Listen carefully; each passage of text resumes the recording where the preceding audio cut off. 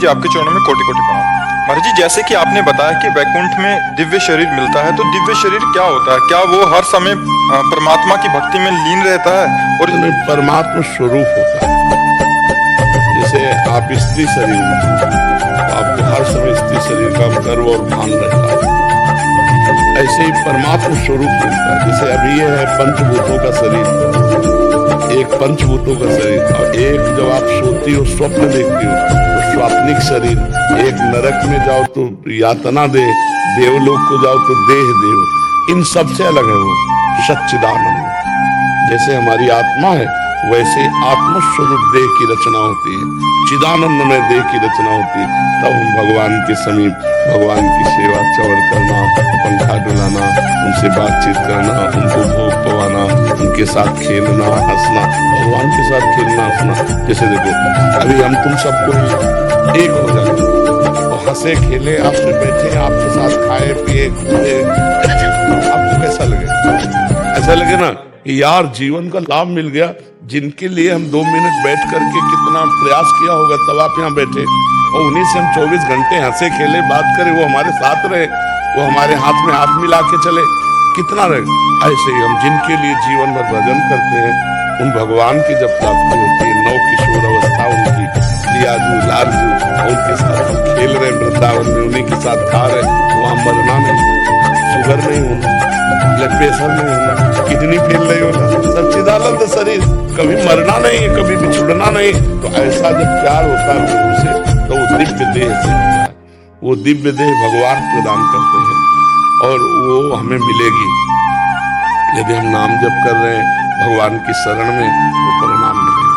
जैसे ये पोशाक है, ये है पांच भौतिक पोशाक, बहुत घटिया पोशाक है, जरा में टूट गया, जरा में टूट गया, जरा में मर गया। वो पोशाक कभी टूटने फूटने वाली, कोई अस्त्र शस्त्र से छेद नहीं सकता, भूख प्यास नहीं, गर्मी सर्दी वर्षा, मतलब ये जितना यहाँ है वो सब कुछ है चिदानंद। और वो प्राप्त हो गया, न मरना है, न बिछुड़ना है, न किसी तरह का शोक है, न कोई भय है, न राग है, न मोह है। एक वो तो अलौकिक दिव्य, उसी के लिए तो ऋषि मुनि साधना करते हैं सब कुछ छोड़ करके। तो आप सब कुछ ग्रहण करके भी कर सकते हैं, धर्म पूर्वक जो आपके अधिकार में है उन भोगों को भोगिए, खूब भजन कीजिए, तो वही देह की प्राप्ति हो जाएगी। वो न स्थूल है, न सूक्ष्म है, न कारण, उच्चिदानंद देह है। जैसे गीध ने जब सीता जी की रक्षा के लिए प्रयास किया तो रावण ने काट दिया पंख, और वो बहुत तरह से घायल होकर जब पृथ्वी पर गिरा तो आगे भगवान राम आ रहे थे तो देखा जटायु पड़ा है, और वो भगवान के चरणों का चिंतन कर आगे पड़ा जटायु देखा, सुमिरत राम चरण की रेखा। भगवान गए, कहा तुम्हारा शरीर रख दे, तो उनका नहीं, अब नहीं। तो तुरंत शरीर छूटा, गीध देह तज धरि हरि रूपा, 4 भुजा और भगवत स्वरूप पर भगवान के साकेत धाम हो गए। ये दिव्य शरीर होता है। वो दिव्य कैसा होता है? वाणी तो बस इतना ही, देखो वाणी एक लिमिट तक केवल बता सकती है, इसके बाद नहीं। जैसे आपको एक गुलाब जामुन पाए, आपसे पूछे कितना मीठा है, आपको मीठा है नहीं, कितना मीठा है, बहुत मीठा है नहीं, कैसा स्वाद लग रहा है, तो आप कहोगे, एक ही उत्तर होता है कि खा के देख लो। नहीं, वो आप प्राकृतिक वस्तु का भी स्वाद स्पष्ट नहीं वर्णन कर सकती, फिर चिदानंद भगवान का स्वाद कैसे वर्णन कर सकती वाणी? इसकी एक क्षमता है, एक लिमिट है, वो लिमिट तक केवल बोल पाती है, इसके बाद नहीं। अभी चिदानंद क्या है, इसकी क्षमता नहीं बोलती, क्योंकि प्राकृतिक वाणी तो चिदानंद क्या बोलती? वाणी की क्षमता प्राकृतिक रूप के वर्णन की नहीं है, तो चिदानंद रूप का कैसे वर्णन करती? इसकी एक लिमिट है। वाणी बहुत छोटी चीज है, एक लिमिट है, वो संकेत मात्र कर सकती है, इसके अलावा नहीं। इसके अलावा अनुभव गम में भजे गई संता, जो अनुभव में आता है वही दिव्य भाव है, वो दिव्य वाणी में नहीं आ सकता, वो अनुभव में आता है। जो भाव करो भगवान से, भगवान मेरे पति है, भगवान मेरे पुत्र है, भगवान मेरे शिष्य है, भगवान मेरे मित्र है, भगवान मेरे प्रीतम है, जो भाव करो भगवान सब भाव स्वीकार करने वाले।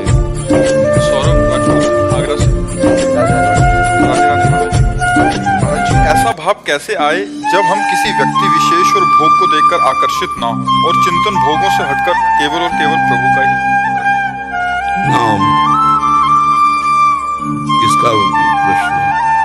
जितना जप करोगे उतना ही हृदय निर्विकार होता है। निर्विकार पवित्र हृदय कहीं आसक्त नहीं होता। मलिन और विकारी हृदय छोटी छोटी गंदी बातों में, छोटी छोटी वस्तु, व्यक्ति, स्थान में आसक्त हो जाता है। जितना मलिनता होगी उतनी आसक्ति बढ़ेगी जगत में, जितने निर्मलता होगी उतनी निर्विकारता बढ़ेगी, आसक्ति रहित जीवन होगा। ये सब भजन से होता है। विनिश्चितम बदामि तेन अन्यथा वचांस में हरिम भजन्ति ये नरा भवसागर तरन्ते।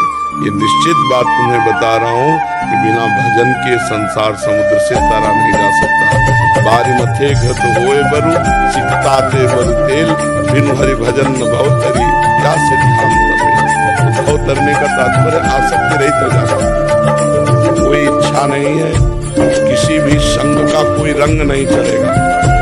भोग सामने हो रहा हो तो भी अपने अंदर निर्विकारता रहे, ऐसी स्थिति भजन से प्राप्त होगी, दूसरे किसी से नहीं। खूब नाम जप करो, जो भगवान का नाम आपको प्रिय हो उस नाम को खूब जप करो। जप करते हो, हाँ खूब जपो, मतलब डट के जपो, तब काम करेगा। हमारा हृदय जब इस नाम की पूंज से भर जाए, ऐसे करो तो कान में तुम्हें राम राम राम राम, तब जाकर काम करेगा। जब अतिशय रगड़ करो तो दो लकड़ियों के घर्षण से अग्नि पैदा हो जाती है, नहीं पैदा हो जाती। अरण्य मंथन उसे ही कहते हैं। जब हमारी जबान और राम नाम का घर्षण होगा तो माया भस्म हो जाएगी, ज्ञानाग्नि प्रकट हो जाएगी, सब निर्विकारता आ जाएगी। पर ब्रह्मचर्य, नाम जप, पवित्र आहार, सद्व्यवहार, ये होना चाहिए।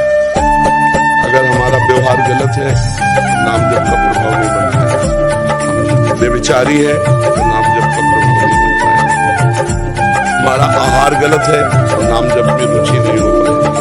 हमारा व्यवहार शुद्ध हो, आहार शुद्ध हो, आचरण शुद्ध हो, नाम जप करो, अभी निर्विकारता आने लगेगी। पर डट के करो लंबे समय तक। सातु दीर्घकाल निरंतर सत्कार सेवितो दृढ़ भूमि। लंबे समय तक आदर पूर्वक खूब नाम जप किया जाए तो दृढ़ भूमि, हृदय में दृढ़ता आ जाएगी। ऐसे जैसे मल के प्रति कोई आकर्षण होता है क्या?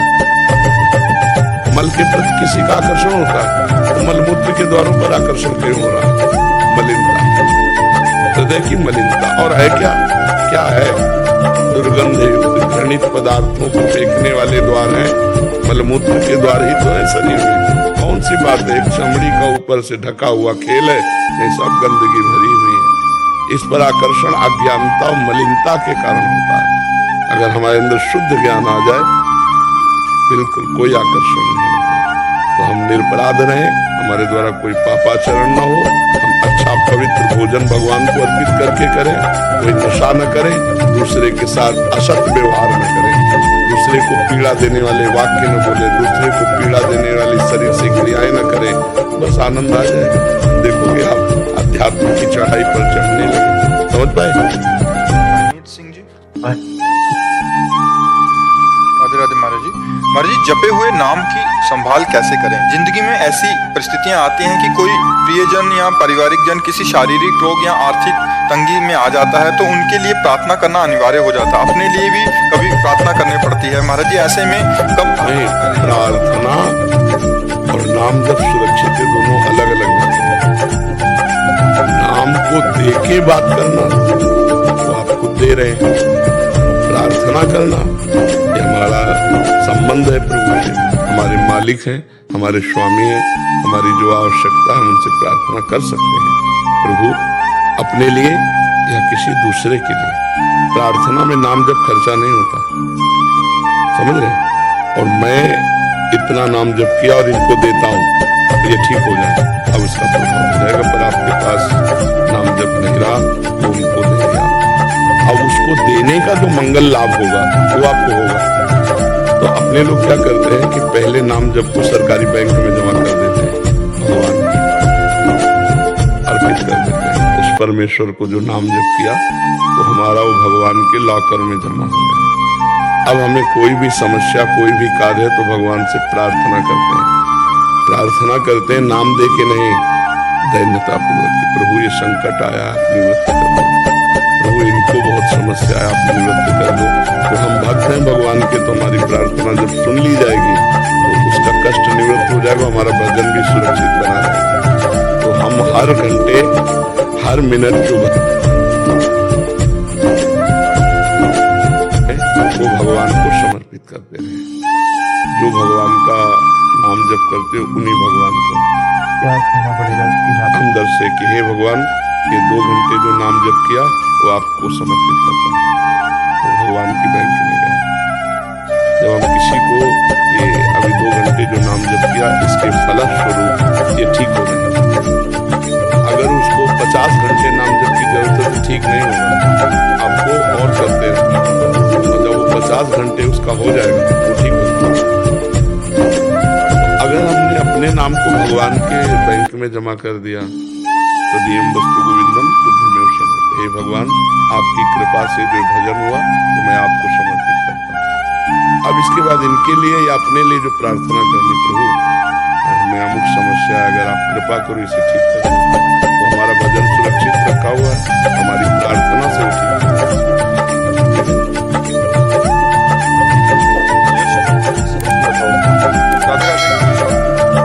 महाराज जी, गुरु बनाने के बाद भजन सिमरन करना जरूरी है?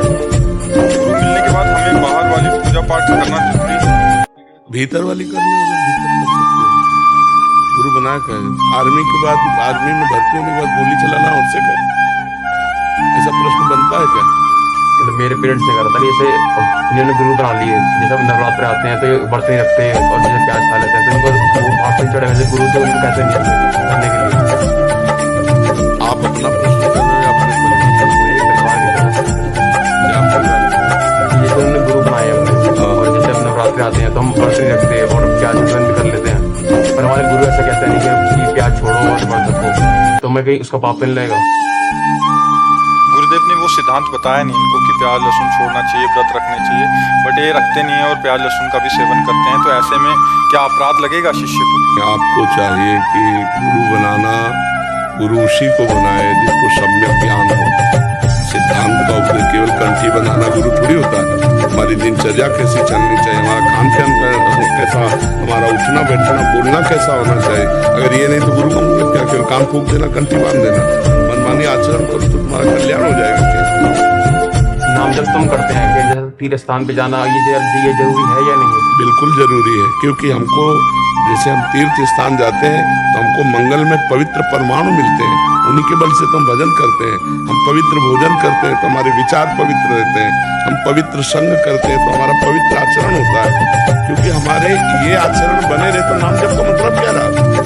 हमारे इन आचरणों का त्याग हो और हम अच्छे आदमी बने, हम दूसरों का मंगल करने वाले बने, हमारे विचार सबको अनुकूल पड़े, तो बात हमें लगता है गुरु तभी बनावे जब हम अपने आचरणों को बदलने की भावना रखें।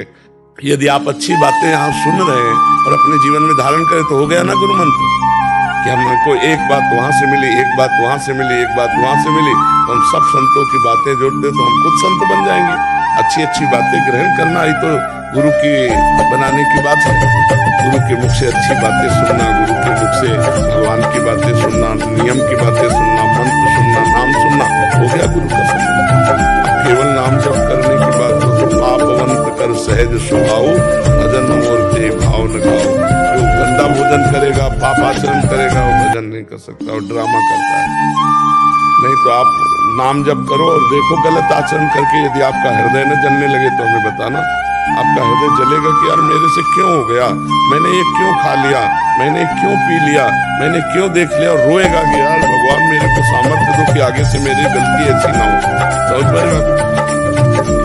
ईश्वर शर्मा जी, हरियाणा। महाराज जी, वैसे तो मुझे अपने सारे प्रश्नों के उत्तर आपके वीडियोस देखकर मिल गए हैं, मुझे फिर भी एक प्रश्न मन में आता है कि पाप शरीर नहीं करता, विचार करते हैं। और नहीं विचार नहीं करते, विचार का कोई पाप नहीं है, क्रिया का पाप है। कलिकर एक पुनीत प्रतापा, मानस पुण्य होए नहीं पापा, नहीं पापा। अगर विचार ही केवल है और वो क्रिया रूप में परिणित नहीं हो पाए तो पाप नहीं लगेगा। तो आपका जो पूरा इसमें है वो ये है कि विचार का पाप होता है, क्रिया का नहीं। विचार का पाप नहीं होता, क्रिया का पाप होता है, विचार करना।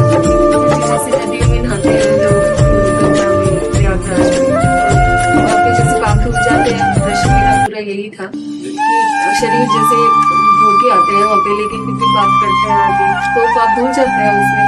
देखो, इसमें ये देखना है कि अगर हाथी स्नान किया और फिर धूल डाल लिया तो उसके स्नान का महत्व क्या रहा। अगर गंगा स्नान किया फिर आकर के पाप किए तो क्रियाएं ही तो ना, गंगा स्नान भी एक क्रिया की, अच्छी पवित्र क्रिया, और उसके बाद गंदी क्रिया मतलब फिर धूल डाल दिया तो लाभ क्या मिला। उनकी बुद्धि भ्रष्ट है, भ्रष्ट बुद्धि के लोग हैं जो सत्कर्म करके फिर असत्कर्म करते हैं। यदि आप गंदे आचरण करोगे, गंदा व्यवहार करोगे, गंदा चिंतन करोगे तो अब फर्क क्या पड़ा आपका और उस नीच आदमी में। तो नाम जप का प्रभाव कि वो सब रोक दो। गंगा स्नान का प्रभाव है कि गंगा जी को प्रणाम करो, नियम लो कि आज के बाद पापाचरण नहीं करूंगा, फिर तो बात बन जाएगी। अब क्रियाएं करो तो क्या मतलब है। मुझे आपने कहा था कि 24 घंटे में अगर एक घंटे में भी एक बार राधा नाम ले लो तो आपका वो पूरा राधा नाम पूरा हो जाता है। अपने उसमें हर बेटे भी 1 घंटे में एक बार राधा नाम ले लेते हैं, याद दिला देते हैं मुझे एक दूसरे को। बिल्कुल बिल्कुल, आप ऐसे अभ्यास करोगे तो कई बार राधा नाम आने लगेगा और धीरे धीरे वो हर समय छा जाएगा। महाराज जी एक और इसमें प्रश्न था, बाहरी पवित्रता का भी आंतरिक मन पे प्रभाव पड़ता है? क्यों नहीं प्रभाव पड़ता है। अभी तुम्हें दुलार करके भगवान की प्रसादी माला पहनाए तो माला पहनाया शरीर पे, लेकिन आनंद हृदय पे पहुंच जाएगा, नहीं पहुंच जाएगा। तो जो हम क्रिया करते हैं उसका हृदय पर प्रभाव पड़ता है, कनेक्शन है ना, उसका हृदय पे प्रभाव पड़ता है। अच्छी या बुरी क्रिया का अंतःकरण पे प्रभाव पड़ता है। अच्छी क्रिया, देखो अभी आप सत्संग सुन रहे हो, आपको कैसा महसूस हो रहा है? एक आनंद सा महसूस है, एक अच्छा महसूस। और कहीं लड़ाई झगड़ा हो रहा हो, वहां खड़े हो जाओ, आप लड़ झगड़ नहीं रहे, केवल खड़े हो, तो वो वातावरण आपको दुख देगा। तो जो वातावरण हम देख रहे हैं, सुन रहे हैं, बोल रहे हैं, छू रहे हैं, कर रहे हैं, उसका हृदय पर प्रभाव पड़ता है, अंतर में प्रभाव पड़ता है। इसका मुख्य प्रश्न का सूक्ष्मता यह थी, जैसे यमुना स्नान किया, गंगा स्नान किया, परम पवित्र नदियां हैं, तो इनके स्नान मात्र से भी अंतःकरण पवित्र? बिल्कुल पवित्र होगा, बिल्कुल पवित्र होगा, कोई इसमें संशय नहीं। पर आगे पाप न किया जाए तो अनुभव में आ जाएगा, अगर पाप किया जाएगा तो अनुभव में आ जाएगा। एक संत थे तो उन्होंने गंगा जी का महात्मा पढ़ा। एक गंगा स्नान से 7 यज्ञ होते हैं, 100 यज्ञ का फल मिलता है। तो उनको प्रमाद स्थिति में कुसंग में वैश्या संग हो गया। तो उन्होंने कहा, मन में सोचा कि 100 यज्ञ तो रोज हम कमा ही रहे हैं, 2-4 यज्ञ का फल चला जाएगा। तो जब कोई कहता उनसे कि आप तो बहुत पाप करते हैं, तो अच्छे आदमी होकर वैश्यागमन करते हैं, तो वो यही उत्तर दे देते कि एक बार गंगा स्नान में 100 यज्ञ का फल होता है, तो 2-4 यज्ञ का फल चला जाएगा, शेष तो बचेगा। तो गंगा जी उनको शुद्ध ज्ञान देने के लिए एक बच्ची के रूप में एक सफेद कपड़े को लेकर गंगा जल में से डुबोती, फिर बालू में मारती, फिर गंगा जल में डूब, और वो गंगा स्नान करने वहां गए। तो उन्होंने सोचा बच्ची है निकल जाए, फिर मैं लंगोटी पे नहाऊं। बार बार गंदा करती, बार बार धोती है, जब गंदा ही करना है तो धोती क्यों है? उस समय कपड़ा गंदा क्योंकि ऐसे जल में डुबोया, बालू में ऐसे कहा, ये प्रश्न तू अपने दिमाग में डाल कि तुझे यदि गंदा ही करना है तो धोने क्यों आता है? अगर धोता है तो गंदा क्यों करता है? जानता है तेरे को नरक की प्राप्ति होगी। क्यों? क्योंकि जानबूझ करके तू मेरा अपमान कर रहा है। गंगा स्नान करता हो, वैश्यागमन करता है, तो बराबर होता है। इधर अवगाहन गंगा का, उधर अवगाहन वैश्या का, तो नरक जाएगा, तेरे को पुण्य उसने कुछ नहीं मिलेगा। तो ये बात समझनी चाहिए, हमें ज्ञान है कि पाप है, तो हम पुण्य के बल पर पाप ना करें, नहीं तो सर्व पुण्य नष्ट हो जाएगा और फिर दुर्गति की प्राप्ति हो जाएगी। तो हम घोर पापी रहे, तो आज से अब नहीं करेंगे, तो महात्मा बन जाओगे, पक्का बन जाओगे। ये सिद्धांत को समझना अवलोकन सानी